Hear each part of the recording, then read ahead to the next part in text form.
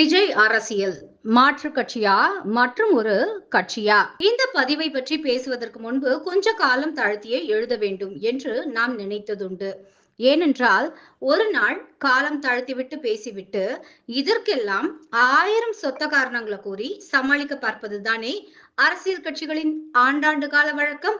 நடிகர் விஜய் அவர்களின் விநாயக சதுர்த்தி வாழ்த்துக்கள் புறக்கணிப்பு பற்றிய பதிவுதான் இது. விநாயக சதுர்த்தி அன்று அதிகாலையில் எழுந்து லெட்டர் பேட் அறிக்கை அல்லது எக்ஸ் வலைத்தள பதிவிட வேண்டும் என்றெல்லாம் நமது எதிர்பார்ப்பு கிடையாது. இந்துக்களை ஒரு வாக்கு வங்கியாக எல்லாம் நீங்க கருத வேண்டாம். ஒரு வாக்கு செலுத்தும் சாதாரண மக்களாக கூட கருத வேண்டாம். தமிழ்நாட்டில் வாழும் ஒரு சக மனிதனாகவாவது நினைக்க வேண்டும் அல்லவா? விஜய் அவர்களை ஜோசப் விஜய் என்று ஒருவர் குறிப்பிட்டு அவருடைய மதத்தை குறிப்பிட்டு அவர் மீது வன்மம் பரப்புவதாக புகார் சொன்னாங்க சிலர். இன்னும் சில பேர் அதற்காக பொங்க கூட செஞ்சாங்க. இந்த மதத்தை சார்ந்தவர் தான் அரசியலுக்கு வர வேண்டும் என்று கூறுவதற்கு யாருக்குமே உரிமை கிடையாது. ஆனால் எல்லா மதத்தையும் சமமாக கருதுபவர் தான் அரசியல் தலைவனாக உருவாக வேண்டும் என்பது ஒரு மத சார்பற்ற நாட்டுக்கு தேவையான அடிப்படை குணாதிசயமாகும். எந்த ஒரு மதத்தையும் எதிர்க்காமல், எந்த ஒரு மதத்தின் மீதும் வெறுப்பு காட்டாமல், ஒரு குறிப்பிட்ட பிரிவினரை குஷிப்படுத்த எந்த ஒரு மதத்தையும் புண்படுத்தாமல் இருப்பதுதான் மத சார்பற்ற அரசியல் கட்சி தலைவருக்கான அழகு. ஆனால் தமிழகத்தை ஆண்டு வரும் திராவிட கட்சிகள் பொதுவாகவே மத சார்பின்மைக்கு ஒரு வித்தியாசமான புரிதலை கொண்டிருக்காங்க. அதாவது நாட்டில் பெரும்பான்மையாக இருக்கும் இந்துக்களை மொத்தமா புறக்கணிக்கப்படுவதுதான் மத சார்பின்மை என்பது போல இவர்கள் நடந்துக்கிறாங்க. தன் கட்சி பெயரிலேயே கழகத்தை வைத்துக்கொண்டு நல்ல ஒரு மங்களகரமான நாளாக பார்த்து கட்சிய கொடியை அறிவித்துவிட்டு அந்த கழகங்களின் கொள்கையையே கதறவிட்ட விஜய் அவர்கள் ஒரு மாற்று அரசியலை முன்வைப்பார் என்று எதிர்பார்க்கப்பட்ட நேரத்தில் ஈஸ்டர் போன்ற பண்டிகைகளுக்கு விஜய் அவர்கள் வாழ்த்து தெரிவித்த போது உண்மையில் ஒரு அனைத்து மதத்திற்குமான மத சார்பற்ற அரசியல்வாதி உருவாகிறாரோ என்றுதான் என தோன்றியது.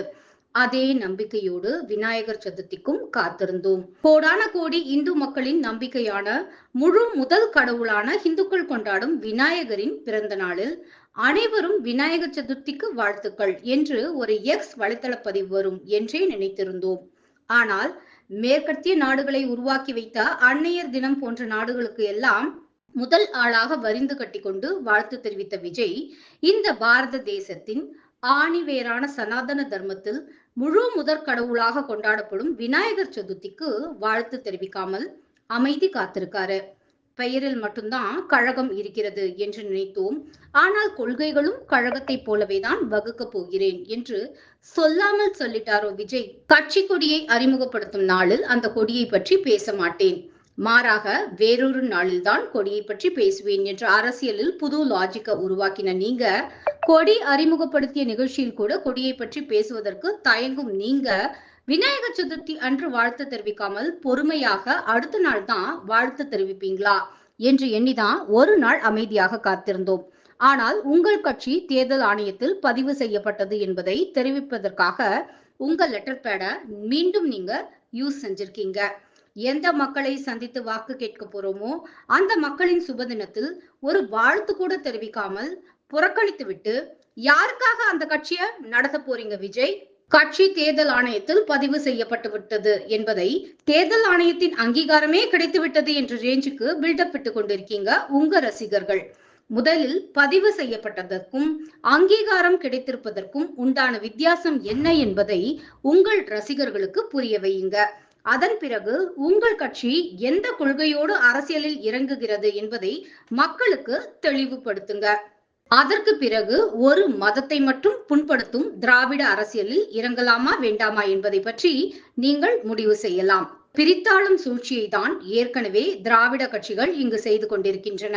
அதே கொள்கையோடு வரும் நடிகர் விஜய் அவர்களின் கட்சி மாற்று கட்சியா அல்லது மற்றும் ஒரு கட்சியா என்ற கேள்விக்கணைகள் பொதுமக்களின் மனதில் இருக்கும் குழப்பத்திற்கு விடை காணுமா? பொறுத்திருந்து பார்ப்போம். காலம் நல்லதொரு பதிலை சொல்லும் என்ற நம்பிக்கையுடன்